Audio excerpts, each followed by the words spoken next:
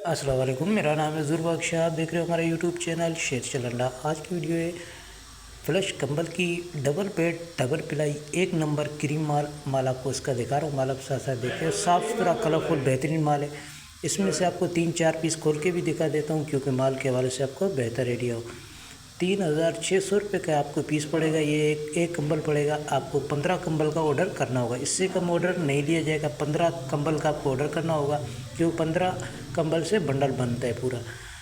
Payment हमारी advance है। JS cash easy पे सब निज़ाम बैंक के थ्रू। डिलीवरी चार्जेस आपके होते हैं, चाहे यहाँ से माड़ीपुर अड्डे के हों, चाहे माड़ीपुर अड्डे से आपके अपने शहर के हों, दोनों आपको पे करने होते हैं। पूरे पाकिस्तान में माल हमारा ट्रक अड्डे के थ्रू डिलीवर होता है।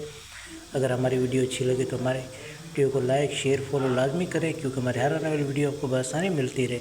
तो जिस भाई को भी ऑर्डर करना है फटाफट ऑर्डर करें। ऑर्डर करने के लिए व्हाट्सएप पर रब्ता करना है। व्हाट्सएप नंबर स्क्रीन पर शो है, इस पर आप रब्ता करके अपना ऑर्डर बआसानी बुक करवा सकते हो।